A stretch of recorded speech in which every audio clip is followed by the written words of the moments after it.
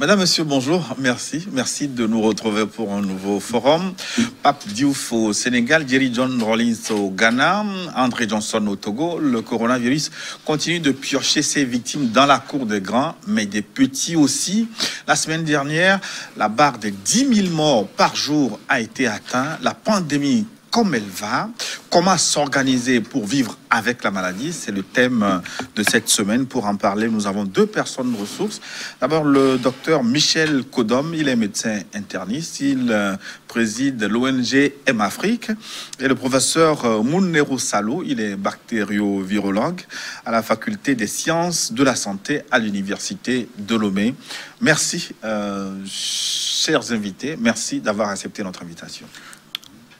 Merci Gilles, merci de nous donner toujours l'opportunité d'échanger avec nos téléspectateurs et la population. Professeur, est-ce que vous êtes de plus en plus intrigué par cette maladie? Parce qu'il m'arrive, moi, parfois de me lever et me demander, mais c'est quoi cette affaire-là? Merci Gilles, merci pour l'opportunité. Bonjour chers téléspectateurs. La question est bien à propos. Tout le monde se pose des questions. La maladie est nouvelle, comme on l'a dit. Mais quelque part, dans notre tête, nous avons espoir. Espoir de médecin ou espoir de croyant? Espoir de scientifique, espoir de praticien, que les choses iront mieux. Docteur Kodom, est-ce que vous vous inquiétez de temps en temps?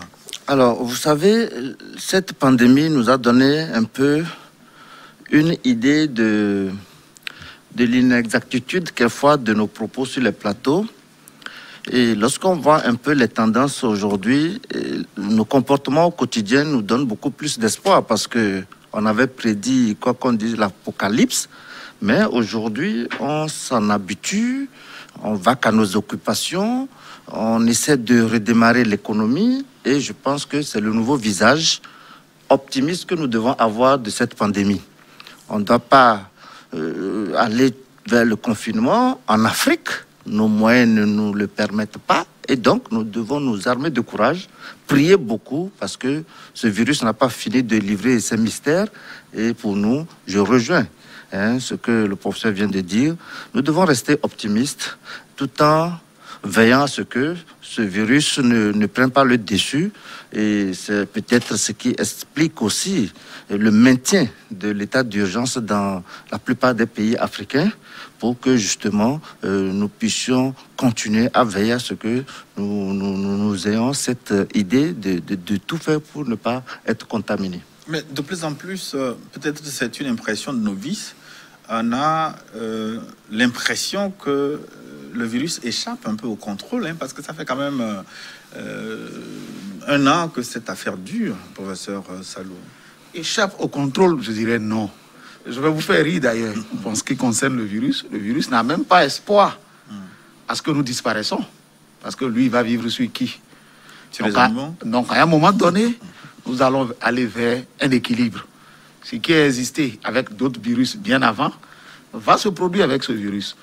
Mais dire que les choses nous échappent, je dis non. Aujourd'hui, en termes même de diagnostic, les choses ont beaucoup évolué. On parle aujourd'hui de diagnostic salivaire, on parle d'autotest. C'est beaucoup d'éléments. Mais comme l'a dit docteur Kodom tout à l'heure, le virus nous a permis de nous arrêter, de savoir que nous avons des insuffisances et de revoir notre façon de faire. C'est surtout ça. C'est ce qui est intéressant aujourd'hui, qui donne l'impression que les choses, c'est parce qu'il y a les réseaux sociaux. Et le monde est devenu un village planétaire, donc une information à un bout du monde, en une fraction de seconde, l'autre bout le reçoit. Et on a comme l'impression que nous sommes tous en un seul lieu. Et c'est ce qui crée, qui donne cette impression de panique qu'on a aussi pour nous. Mais quand on voit les statistiques jusqu'alors, les morts, les statistiques sur la pandémie sont plutôt mesurées sur le continent africain. Est-ce que l'Afrique est hors de danger? Est-ce que définitivement ce virus est moins mortel, moins létal, moins spectaculaire sur le continent africain? Oui, Gilles, à ce niveau, je pense que si on s'en tient aux chiffres, les données statistiques que nous disposons, on peut dire que l'Afrique surprend. D'autant plus que nous sommes autour de 2 millions de cas positifs sur le continent. Et contrairement à certains pays comme les États-Unis qui sont au-delà de 11 millions, lorsque vous prenez la France ici, la France tourne autour de 2 millions de cas positifs également. Donc, un pays comme la France et l'ensemble du continent africain qui totalise aussi 2 millions, on se pose des questions. C'est vrai qu'on ne teste pas beaucoup de personnes en Afrique, mais ce qui est sûr, c'est qu'on n'a pas beaucoup de morts qui jonchent les hôpitaux, les villages, les CMS, les dispensaires. Et c'est là que nous disons qu'aujourd'hui, l'Afrique fait des miracles. Nous avons autour de 46 000 décès. Et la France seule en comptabilise autour de 44 000. Donc, vous voyez que pour l'ensemble du continent, par rapport à ces chiffres, je peux aller dans le sens où on peut affirmer que l'Afrique résiste. L'Afrique ne s'en sort pas, mais elle résiste parce que nos infrastructures ne nous permettent pas aujourd'hui d'être trop joyeux, parce que à tout moment, ça peut basculer. Donc, moi, dans mes propos, je reste mesuré, en m'appuyant sur les chiffres aujourd'hui, qui sont donc des chiffres de l'OMS, qui montrent que l'Afrique résiste. Professeur Salo, est-ce qu'on peut être affirmatif aujourd'hui, où vous avez encore des réserves pour dire que ce virus, malgré tout, a rencontré peut-être des difficultés en Afrique? Les tentatives d'explication continuent. Le docteur Kodom a essayé de donner son approche, mais je pourrais dire qu'il faut comparer ce qui est comparable en termes de structure sanitaire, en termes de disponibilité de l'accès même aux soins. Je m'amusais à dire à un collègue la dernière fois que les personnes que ce virus devrait attaquer de façon préférentielle en premier lieu, ces personnes n'existent plus chez nous. Parce que nous n'avons pas les moyens de les maintenir même en vie. Vous voulez parler des personnes âgées en Afrique? Des personnes âgées, il y a quand même oui. des personnes âgées en Afrique. Mais lorsqu'on voit la pyramide des âges... La pyramide des âges voit voilà. que ces personnes malades, dans les établissements pour personnes âgées, où beaucoup d'entre elles sont maintenues en vie par la polymédication dans les pays développés, chez nous, cela n'existe pas. Déjà, de façon, si vous voulez, de façon naturelle, cette cible a été écumée dans notre contexte. L'autre chose, c'est qu'aujourd'hui, sur le plan scientifique, quand même, on arrive à démontrer que certainement, il y a des susceptibilités, j'allais dire raciales, en termes de l'Afrique et le berceau de l'humanité. Autant nous sommes vulnérables pour certaines pathologies, ici, nous donnons l'impression d'être résistants. Mais la science doit aller plus loin. Voir, c'est des idées qu'on a en ce moment. Voir dans ce que nous appelons nos sérothèques, dans nos banques de sérum gardés, si au préalable, on n'avait pas eu de coronavirus qui nous ont permis une certaine prémunition. L'histoire du BCG a été avancée, c'est un certain nombre d'éléments, d'arguments. D'autres ont parlé des antipaludés. Voilà, pour expliquer un peu, peut-être que ce qu'on dit, cette réponse polyclonale, parce que nous sommes sujets à multiples infections, fait qu'aujourd'hui, ce qui était un inconvénient semble être un avantage. Mais il faut être mesuré, parce que quand on regarde, est-ce que nous avons suffisamment les moyens pour dépister? Est-ce que nous recevons tout ce qu'il faut recevoir dans les structures de soins? C'est des questions qui doivent venir alimenter cette analyse-là. Mais je pense que l'Afrique ne doit pas se focaliser sur les chiffres des cas, mais plutôt des décès. Là, on est quand même plus ou moins sûr. Vous en avez parlé, les 46 millions. Si on se rapporte à votre pays, le Togo, ça fait 60-61 décès, ce qui fait environ 10 décès par mois. Est-ce qu'il faut dire que la situation est plutôt maîtrisée dans votre pays, docteur Kodom? Mais je pense même que le premier cas de Covid au Togo a été détecté, je pense, le 5 mars. Donc, lorsqu'on va de mars à novembre, on est autour de 8 mois. Contre 61 décès. Et au passage, je salue la mémoire de toutes ces victimes, parce que ce virus est né ailleurs et il s'est invité dans nos pays, et les gens quittent ce monde-là à cause de ce virus, que les familles de ces personnes, dont notre ministre et le vice-président de l'Assemblée nationale d'ailleurs, qui vient de nous quitter, et que leur âme repose en paix. Et donc pour nous, en 6 mois, 61 décès, on voit que ça a l'air maîtrisé. Maintenant, lorsqu'on voit d'une manière générale dans le monde le taux de létalité de ce virus tourne autour de 2,5%, eh bien, on se rend compte que c'est quand même un virus qui ne fait pas trop de morts, tel que c'était prédit au début donc, de cette pandémie, où on n'avait aucune donnée. Et l'exemple de l'Italie, les chiffres qu'on voyait dans les hôpitaux en Europe, vraiment présageaient des scènes vraiment difficiles, apocalyptiques, difficiles à supporter. Donc pour nous, au niveau du Togo, ce qu'on peut dire, c'est d'abord de féliciter aussi le personnel médical, les centres de référence de la prise en charge de ces cas contaminés et l'ensemble des acteurs politiques, sociaux et administratifs, à savoir les chefs cantons qui sont impliqués dans la stratégie de sensibilisation, pour dire que, au vu de tout ça, on comprend un peu que le coronavirus ne fait pas trop de décès. Donc nous, on table autour de 8 cas. 7 à 8 cas de décès par mois pour une maladie, une pandémie comme ça annoncée qui a paralysé pratiquement tout le monde entier. Les voyages sont limités, les frontières sont encore fermées pour nous. Il faut réfléchir maintenant pour voir comment nous pouvons relancer nos économies, comment nous pouvons relancer le secteur, nos différents secteurs d'activité pour que justement d'autres fléaux ne viennent pas donc compliquer le vécu des Africains qui est déjà précaire sur le plan de développement, sur le plan des infrastructures que vous connaissez d'ailleurs.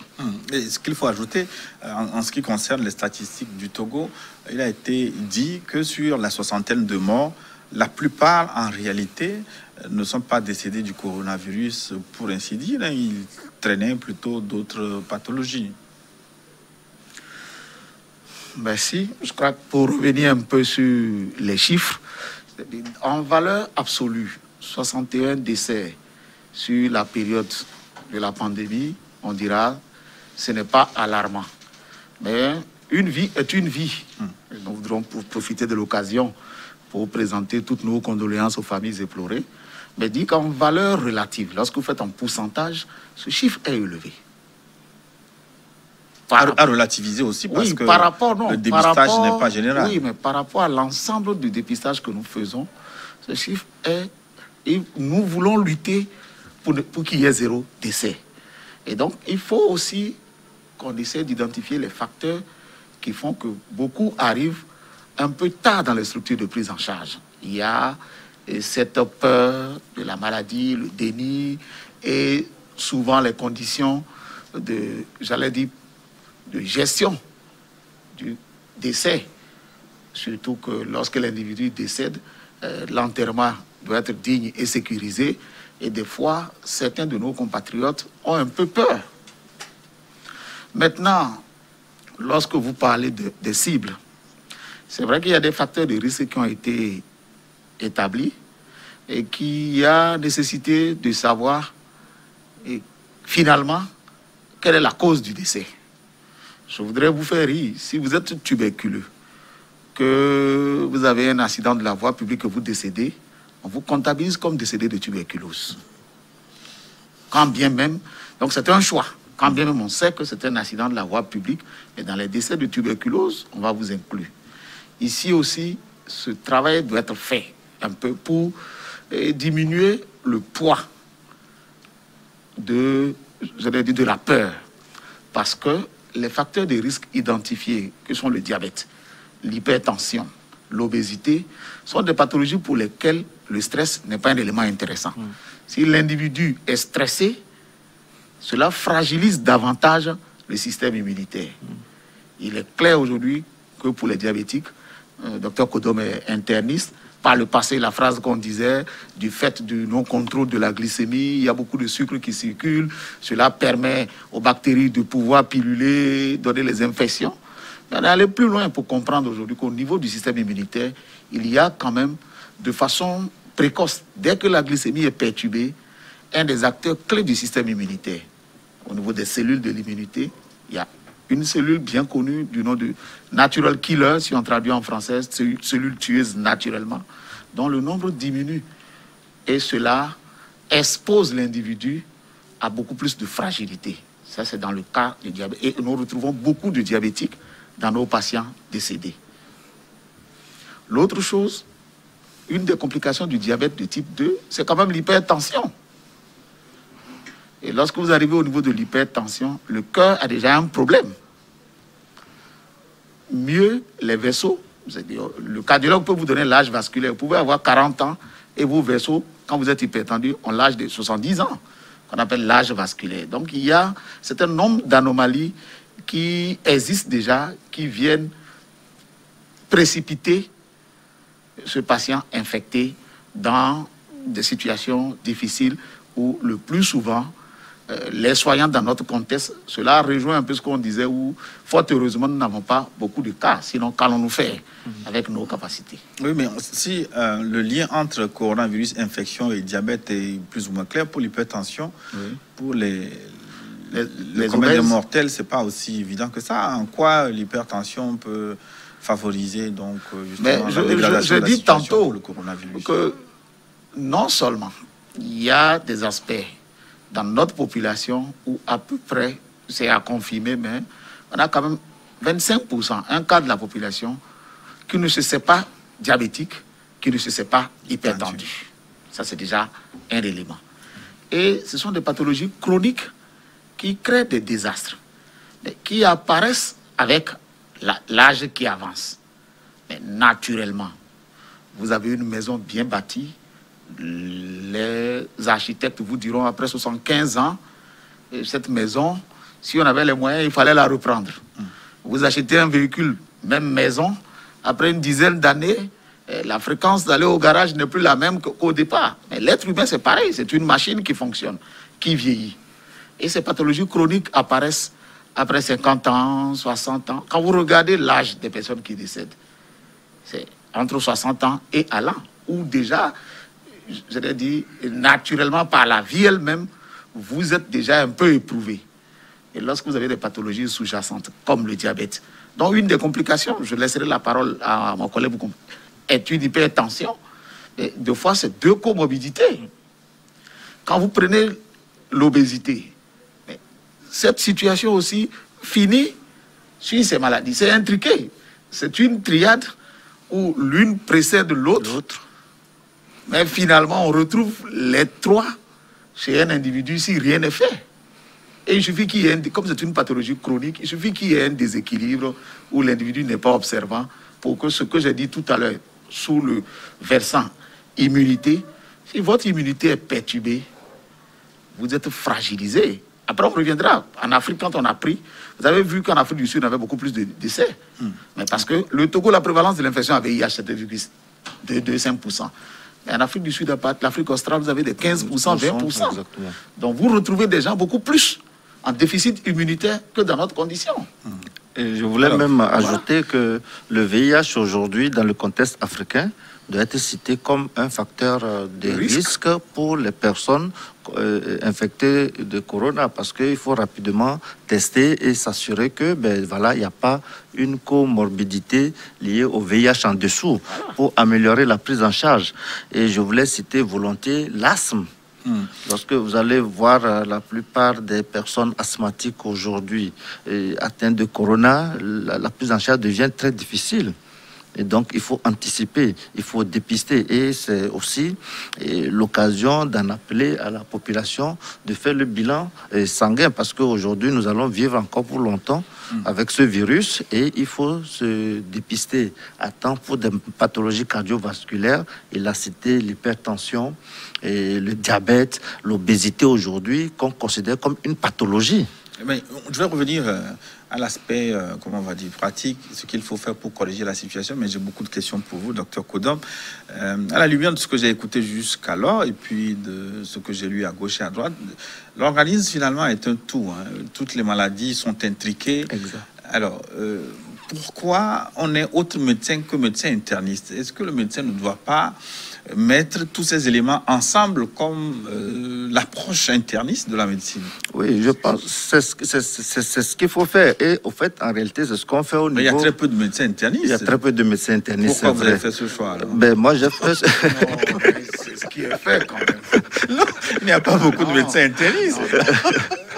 la médecine générale, le médecin de base. En réalité, le médecin généraliste, c'est un médecin qui comprend tout, qui fait le diabète, l'hypertension, l'asthme, même la gynéco, parce qu'on passe par tous ces services-là. Oui, mais qu'est-ce qui fait la différence maintenant entre le médecin généraliste et le médecin interniste? Alors, la différence, rapidement, c'est que le médecin interniste, après donc le doctorat, doit faire encore 5 ans. 5? Oui, pratiquement, pour pouvoir sortir médecin interniste. La médecine interne, au fait, c'est la régulation. Tous les organes sont liés. Le professeur l'a dit tout de suite. Au fait, tous les organes sont liés. Le cardiologue, il traite certes le cœur, mais le cœur ne fonctionne pas de façon isolée dans l'organe. Donc, l'interniste a une idée globale de l'interaction, le travail synergique, la corrélation qu'il y a entre tous les organes. Ce qui fait que nous, lorsque nous travaillons, lorsque un hypertendu vient, on sait qu'il a dit, si vous ne prenez pas correctement la prise l'hypertension en charge, le diabète va s'inviter. L'insuffisance rénale est aux aguets. Donc, ce sont des complications. Et l'interniste, lui, tout de suite, il a une idée globale de comment anticiper. Parce qu'il arrive certains patients qui ont 3-4 pathologies. Et s'il faut aller chez le médecin cardiologue, aller chez le néphrologue, aller chez le diabétologue, vous allez vous retrouver avec 14 comprimés à prendre. Donc, nous, c'est un peu la synthèse pour pouvoir améliorer donc, la prise en charge. Et généralement, on se positionne encore très bien dans les salles polyvalentes, dans les REA, pour pouvoir aider à la meilleure prise en charge. Et aussi, nous positionnons au niveau des diagnostics.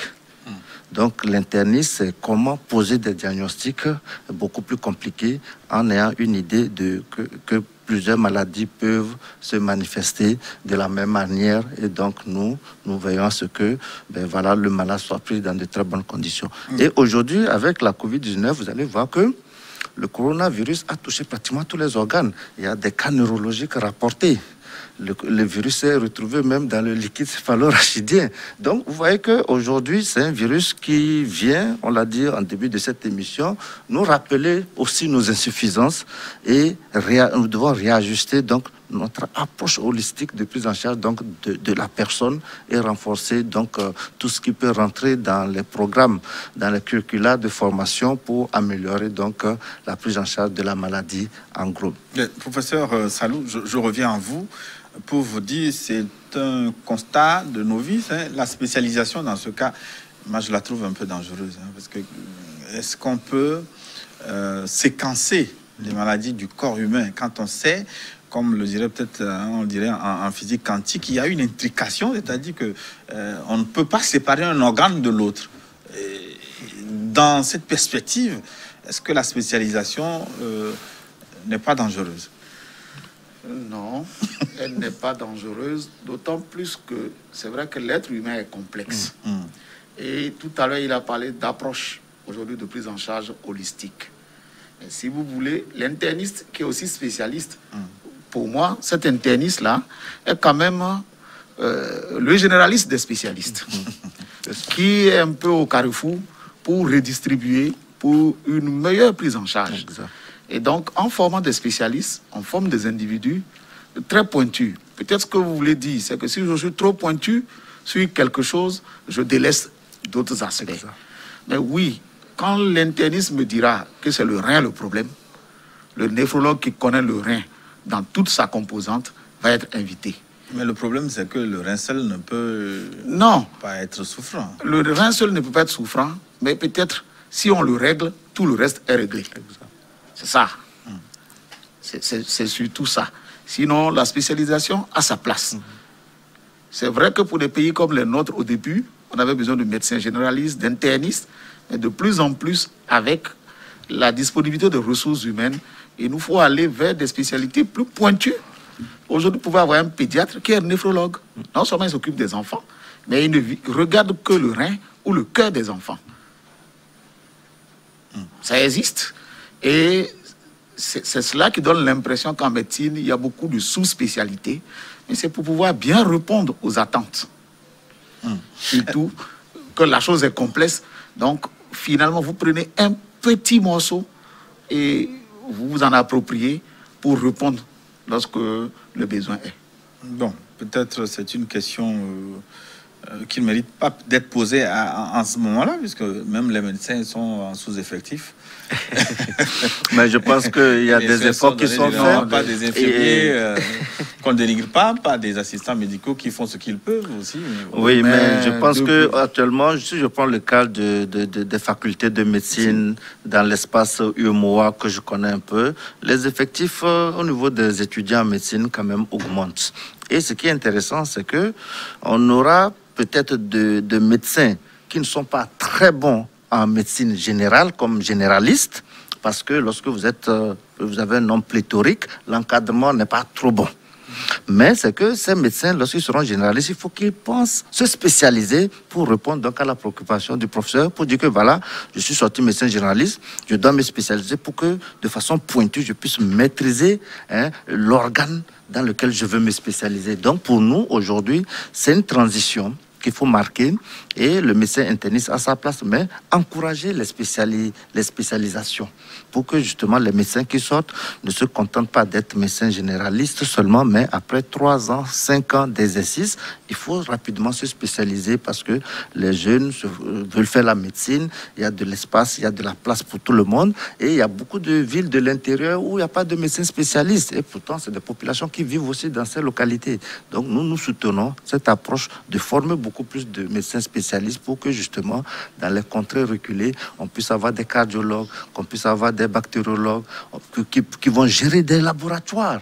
Vous voyez que dans certains dispensaires, il y a le matériel qui est là, mais voilà, c'est l'infirmier, c'est le jeune laborantin qui essaie de manipuler. Mais nous voulons avoir des biologistes, des médecins qui se spécialisent après, qui tiennent des laboratoires pour que nous soyons sûrs que les résultats qui sortent de ces laboratoires, qui viennent dans nos bureaux, dans nos cliniques, dans nos hôpitaux, soient des résultats qui sont bons et qui puissent nous permettre de faire le diagnostic et d'améliorer la prise en charge. Le problème aussi, moi, ce que je voulais peut-être dit par rapport à ce que le Dr Kodov vient de dire, le rassurer la population, nonobstant le nombre élevé des étudiants, je voudrais vous rassurer que la qualité de l'encadrement y est.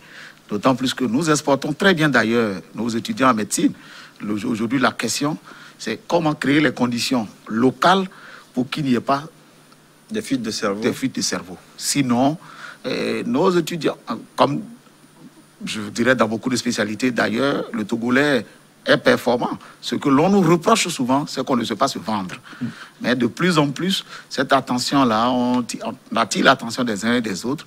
Et les étudiants qui sortent, beaucoup de familles aujourd'hui veulent avoir chacun un médecin.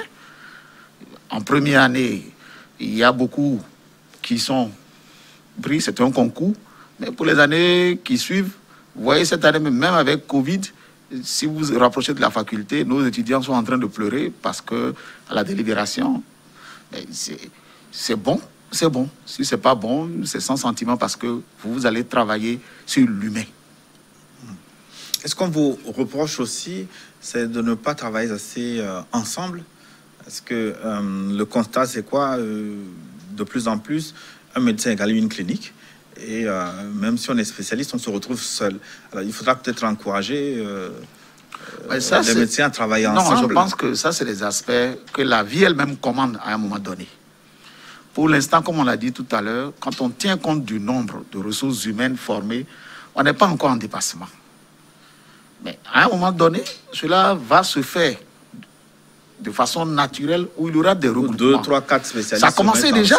Il y a des confrères aujourd'hui avec des affinités parce qu'il faut se mettre ensemble. Quand vous avez la même vision, vous pouvez... Et aujourd'hui, cela existe dans la création d'entreprises avec toutes les règles qu'il y a. Mais au début, c'est la peur de l'autre. Il y a ça c'est personnel, des comportements, des étapes qu'il va falloir franchir pour arriver vers ce que vous voulez. Mais dans un premier temps, ce que je voudrais peut-être dire, en complément de ce que vous avez dit, c'est la promotion de l'entrepreneuriat, de ne pas attendre l'État. Parce que les besoins en termes de services de médecine aujourd'hui sont énormes. Il faut que nous allons vers la population pour répondre à l'attente de la population. Même quand vous regardez la structuration du ministère de la Santé aujourd'hui, on a complété accès universel aux soins pour ne pas que quelqu'un soit laissé de côté. Mais c'est à nous aussi de prendre le pari. Le Dr Kodom travaille dans le secteur privé et il n'est pas moins connu. Il s'agit que chacun s'y mette et dit qu'est-ce que je peux apporter à ma nation, que je sois du secteur privé ou du secteur public. Se mettre ensemble, et ça, c'est une expérience que vous avez tenté un peu au sein de votre ONG. Oui. Non, je pense que effectivement, nous avons compris. Le médecin interniste, c'est le médecin qui est au carrefour. Le professeur Salou l'a dit. Pour nous, on n'a pas du tout de problème de s'entourer encore plus de médecins spécialistes pour dire que voilà, nous posons le diagnostic, mais en termes de prise en charge, allez voir le néphrologue qui a les machines de dialyse. Et nous, on ne manipule pas ces machines. Donc, dès que nous disons que voilà, s'il vous plaît, après 3 mois, si le traitement n'est pas bien codifié, vous allez faire votre insuffisance rénale. Et d'ailleurs, les chiffres nous donnent déjà des prémices que, comme quoi, vos organes rénaux vont être détruits. Allez faire donc des dialyses de sauvetage pour pouvoir maîtriser donc l'augmentation donc de la créatinine. Donc, nous pensons aujourd'hui que notre expérience en tant que médecin interniste doit être beaucoup plus partagée avec les autres médecins ou au niveau de notre organisation. C'est une organisation de professionnels de santé où nous avons près de 500 membres. Et dedans, il y a plusieurs spécialités parce que lorsque nous allons donc dans les villages, c'est tout un hôpital que nous avons de transporter. Donc, il y a les pédiatres qui sont là, les gynécos, les ophtalmos, les ORL, les stomatologues, pour dire justement que ben voilà, c'est toutes ces spécialités qui répondent aux besoins donc de la population. Lorsque vous prenez des paysans, vous prenez des citadins, tous ont les mêmes problèmes. Même s'il y a des spécificités par rapport aux patients des zones urbaines avec des maladies cardiovasculaires qui se pointent, parce qu'il y a de la malbouffe, il faut le dire, nous essayons de nous adapter pour répondre donc aux besoins donc, de ces populations. Néanmoins, moi j'ai encore une autre expérience parce que je suis en clientèle privée et au niveau de notre structure, nous avons 7 médecins qui consultent pratiquement tous les jours. Donc, vous voyez qu'il faut le dire, il y a de l'affinité, certes, mais nous disons aujourd'hui qu'il faut aller vers une collaboration parce que une clinique, si elle veut être viable, doit donc permettre à ce que les patients qui viennent puissent avoir donc des réponses adaptées à leur pathologie. Je voulais rebondir sur ce que le professeur a dit. Pour moi, je prends juste des chiffres et j'analyse. Lorsque nous étions encore en faculté, nous étions 45 dans notre promotion, 3e, 4e, 5e année, c'était autour de 40, 45. Mais aujourd'hui, on se rend compte que les effectifs augmentent.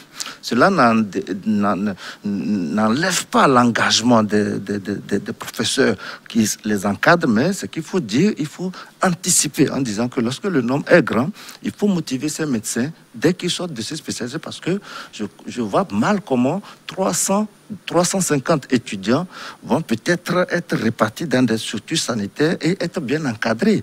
Nous, ce que nous disons, ce n'est pas pour jeter de la pierre, non, nous encourageons d'ailleurs la formation de ces médecins parce qu'il n'y a pas de médecins suffisants sous nos tropiques, mais ça va de même pour l'université de médecine de Parakou, l'université de médecine de Bobo. Il faut vraiment que nos professionnels de santé nous veillent à ce que nous encadrons mieux les étudiants et que même les structures privées, des médecins qui sont dans le privé, qui ont un bon plateau technique, puissent donc accepter, encadrer donc ces étudiants pour que nous ayons des étudiants bien formés. Donc c'est vraiment un appel que je lance aux professeurs pour dire que nous sommes déjà disposés à aider à l'encadrement de nos... Je voudrais dire que nous sommes en avance sur vous.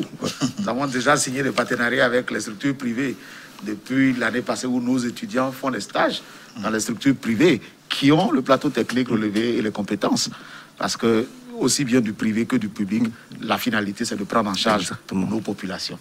Donc, nos étudiants, ils vont pour les stages. Mais, pour revenir à notre sujet, l'Organisation mondiale de la santé estime que un décès sur 5 sur le continent africain, dans le cadre du coronavirus, est dû au diabète. On en a parlé un peu. Le diabète, on nous a souvent dit que c'est quand le taux de sucre dépasse un certain seuil dans le sang. Alors, pourquoi le diabète est si dangereux? Est-ce que c'est seulement pour le coronavirus ou de façon générale, quand on a le diabète, on a la porte ouverte à beaucoup de maladies? Exactement, c'est que d'une manière générale, le diabète est classé comme une maladie déficitaire. Oui, le diabète est considéré comme une maladie immunodéficitaire. Lorsque vous avez le diabète, vous êtes sujet à faire beaucoup d'autres maladies. Hein, donc voilà, lorsque vous avez des chiffres et de glycémie élevés, vous êtes diabétique, c'est que vous devez avoir un mode de vie, un comportement qui soit exemplaire, éviter d'être même une simple plaie à votre orteil peut tout de suite se gangréner et aller jusqu'à l'amputation. Même quand vous êtes sous insuline, vous arrivez à stabiliser le taux de sucre dans le sang. Mais le professeur l'a dit, combien de personnes arrivent à se faire dépister? Dans certaines localités, lorsque les gens ont des plaies qui commencent par gangréner, ils ne vont pas à l'hôpital. Non, mais ce que je voudrais savoir, c'est-à-dire que si je suis diabétique et je suis sous traitement, j'ai mes insulines, je les injecte régulièrement et que je n'ai pas de déséquilibre dans le sang, est-ce que le système est encore immunodéficitaire? Oui, en réalité, lorsque vous êtes diabétique, c'est que c'est le traitement qui vous aide. On ne guérit pas du diabète. Lorsque vous arrêtez le traitement et vous ne respectez pas le régime alimentaire, vous allez avoir vos chiffres élevés. Ça, c'est clair. Donc, ce n'est pas un traitement comme le paludisme. On traite et puis après, voilà, on fait le test, vous n'êtes plus diabétique, vous ne prenez pas d'antipaludéen, vous êtes normal. Donc, ici, c'est que lorsque vous êtes diabétique, c'est à vie en réalité. C'est comme lorsque vous êtes hypertendu, déclaré, c'est que lorsque vous arrêtez le traitement antihypertenseur et vous ne faites pas beaucoup d'efforts de sport. Donc, même le sport, les mesures hygiéno-diététiques rentrent dans la prise en charge donc, de ces pathologies. Donc, dire que voilà, vous êtes diabétique, j'arrête tout, vous ne faites pas le sport, vous ne contrôlez pas votre alimentation, vous allez déséquilibrer votre diabète. Maintenant, lorsque vous prenez le traitement, vous êtes sous insuline, c'est que vous faites une bonne observance thérapeutique. Et à ce niveau-là, vous ne pouvez plus faire des complications. Est-ce que ceux-là sont encore vulnérables au coronavirus? Très vulnérables, justement, parce que, Pourquoi? Parce que lorsque le virus, vous êtes contaminé, c'est que ça déstabilise. C'est un corps étranger qui vient et qui, avec toutes ces réactions infectieuses, qui déstabilisent la glycémie. C'est comme lorsque vous êtes diabétique et vous faites une infection bactérienne. Mais vous déséquilibrez votre diabète. Donc, c'est ce qui fait que le gouvernement a décidé de créer des centres adaptés de prise en charge. Et dans ces centres, il y a beaucoup de spécialistes parce que lorsque vous êtes diabétique et vous avez le coronavirus, c'est que le diabétologue ou le médecin interniste ou les médecins qui sont là doivent regarder pour que justement vos doses d'insuline soient réadaptées. Oui, entendons-nous bien ce que je voudrais comprendre. Quand je suis diabétique et que je suis un traitement, je fais mes insulines régulièrement et que la situation est normale, en quoi je suis encore vulnérable au coronavirus, par exemple? Oui, parce que c'est question de dose. Par exemple, si vous n'avez pas le coronavirus, vous n'avez pas une infection et vous êtes à 10 doses d'insuline par jour, matin et soir, par exemple, et vous avez une infection qui se greffe, on doit adapter votre dose d'insuline. Et à ce niveau, si vous ne l'adaptez pas, c'est que vous allez déséquilibrer votre diabète. Voilà. Professeur Salo? Oui, c'est-à-dire, je vous comprends, mais les choses ne se passent pas comme vous les voyez. Comme je le souhaite. Non, en réalité, peut-être pour la population, le diabète, pour résumer, c'est qu'à un moment donné, votre pancréas ne marche pas comme il doit marcher. Tout simplement. C'est-à-dire le magasin au niveau du corps humain pour garder les réserves énergétiques, c'est le foie. C'est comme si vous avez un maçon qui doit transporter des briques sur un chantier. Sa brouette peut prendre 10 briques et chez le diabétique, peut-être que c'est 2 briques. Et il y a 8 autres qui traînent, qu'il faut vite capter. La prise en charge, ce n'est pas seulement l'insuline, c'est par gradation. Il y a des comprimés. Et lorsqu'on est coincé, on peut aller à l'insuline. Mais en même temps, il y a des explications, c'est important pour tout le monde. Lorsque je dépose un repas, je commence à saliver de façon inconsciente. C'est ça, non? En classe de 3e, on a parlé de réflexe de Pavlov. Oui, le chien de Pavlov. Voilà. Et c'est la même chose.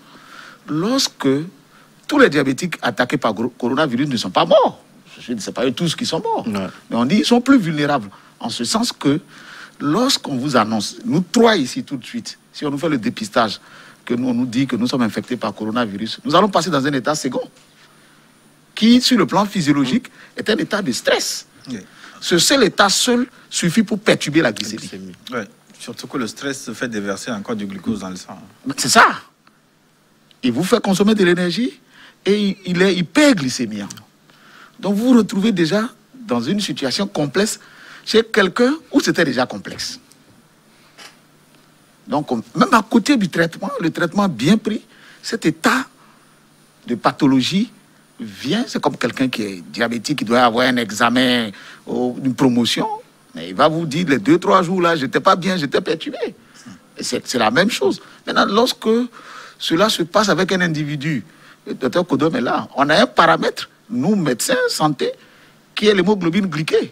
Parce qu'avant, qu'est-ce que les patients faisaient? Avant d'arriver chez le docteur Kodom, une semaine avant, il commence à être observant, il respecte le régime. Quand il arrive, le docteur Kodom fait la glycémie, c'est normal. Mais quand il le regarde, il fait le fond d'œil, il fait ci, il se dit, mais qu'est-ce qui se passe? Mais cet examen d'hémoglobine glyquée nous rend compte de la glycémie d'il y a 3 mois. Ou 420 jours, ça fait 4 mois. Ça vous donne les stigmates d'il y a 4 mois, comment l'individu se comportait. Pour dire, on a beaucoup de gens qui se disent, c'est une pathologie chronique, c'est difficile. Et sur les 7 jours de la semaine, on lui dit de ne pas peut-être manger du foufou. Et il tient, et puis le dimanche, il dit non, c'est le dimanche seul. Aujourd'hui, là, au moins, je vais boire quelque chose. Et ça crée des désordres. Cette dysrégulation fragilise davantage. Et je vous ai dit tout à l'heure qu'avant, on avait pensé que c'était le trop grand nombre de sucre qui traînait, qui était une source d'alimentation pour les microbes, qui faisait que cette susceptibilité aux infections est grande. Mais il y a un éboueur naturel qu'on a, qu'on appelle le natural killer, qui, lorsque la glycémie est perturbée, lui, ses fonctions sont perdues. Et en ce moment, on l'a vécu avec le VIH. On l'a appelé syndrome d'immunodéficience acquis. Vous vous rappelez, on a parlé de maladies opportunistes. Au début, vous n'avez pas accès au traitement. Tous nos malades avaient pris en ce moment du Bactrim pour prévenir les infections opportunistes. Aujourd'hui, on a beaucoup de personnes vivant avec le VIH qui prennent leurs médicaments, qui mènent une vie correcte. Mais il suffit d'être un peu irrégulier pour que ces affections opportunistes apparaissent. Exactement. Je vais aller plus loin encore. Vous avez d'autres pathologies chroniques comme le glaucome, où c'est à vie. Où il y en a qui vont vous dire, non, je mets le colis du lundi au samedi, dimanche, je me repose. Mais un matin, les yeux vont être glauques, il ne verra plus. Ça va être grandement ouvert et il est devenu aveugle. Donc la question est là. C'est pour cela plutôt. Ce que nous devons faire, peut-être on arrivera à cela, c'est quelles sont les dispositions que nous prenons pour que ces populations vulnérables soient moins exposées. Tout à fait. Je poserai la question dans la seconde partie. Est-ce qu'il faut des mesures barrières spécifiques à ces couches vulnérables? Vous me donnerez votre avis sur la question, mais on va terminer cette première partie avec le diabète. On a parlé du pancréas qui ne fonctionne pas bien, mais le foie aussi. Qu'est-ce qui amène le pancréas à ne pas bien fonctionner? Alors, au niveau du pancréas, c'est qu'il y a des cellules qu'on appelle des cellules de Langerhans. Les cellules de Langerhans, ce sont les cellules naturellement qui constituent donc les cellules productives de l'insuline. Donc, quelquefois, il peut arriver que certaines personnes naissent sans ces structures, sans ces cellules qui produisent suffisamment. C'est pour ça qu'on retrouve le diabète chez les enfants. Le diabète de Modi. Donc, on peut retrouver donc, le diabète chez les enfants parce qu'il y a un déficit donc, de ces cellules. Et il a dit, nous consommons, nous mangeons, et c'est le pancréas dans l'organisme qui régule donc, la baisse de ce que nous apportons comme élément apport glucidique dans notre organisme en baissant donc le taux de sucre pour avoir un taux normal. Donc, avec le temps, l'homme vieillit, les cellules se fatiguent, et ces cellules, justement, de Langerhans peuvent produire des quantités insuffisantes donc, d'insuline. Et donc, le diabète va s'installer par une augmentation donc, du taux de sucre.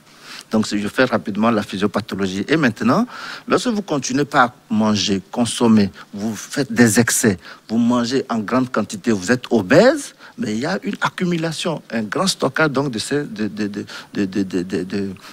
énergies, tout ça, et vous prenez du poids, et à un moment donné, le pancréas n'étant plus en mesure de produire suffisamment, effectivement, là, vous êtes malade, il faut prendre des médicaments, hypoglycémie, il y en a plusieurs catégories, et donc d'un sujet à l'autre, on doit ajuster, savoir quel médicament il faut. Donc ce n'est pas aller vers l'automédication. Il faut dire que monsieur Comlan a pris, ou bien professeur Salou a conseillé un traitement, a prescrit un traitement antidiabétique à ma mère, et que voilà, votre maman aussi va prendre le même médicament. Il faut voir exactement quel médicament il faut donc pour chacun.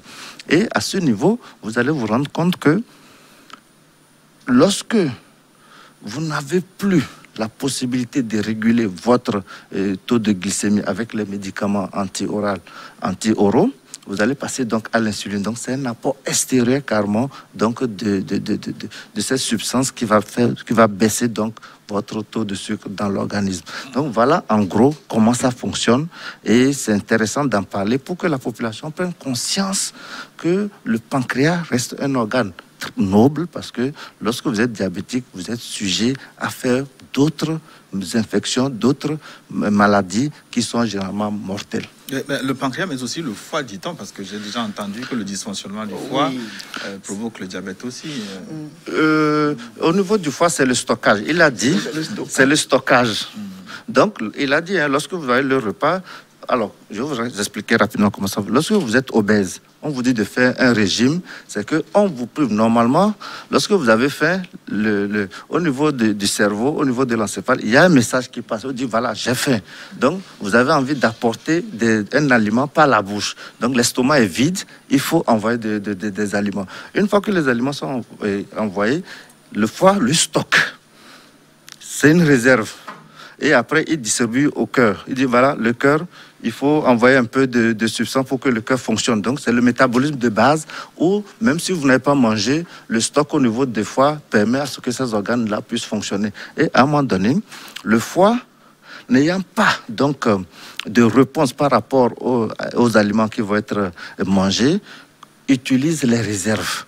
Et à un moment donné, lorsque le foie est surchargé, chaque fois que vous avez fait, vous mangez. Chaque fois que vous avez fait, vous mangez, effectivement, le déséquilibre s'installe où voilà, le taux de glucose va être donc anormalement augmenté dans votre sang. Il y a beaucoup de choses à savoir encore sur le diabète et les relations avec le coronavirus. Je vous propose, on va marquer une pause pour une nouvelle édition du journal.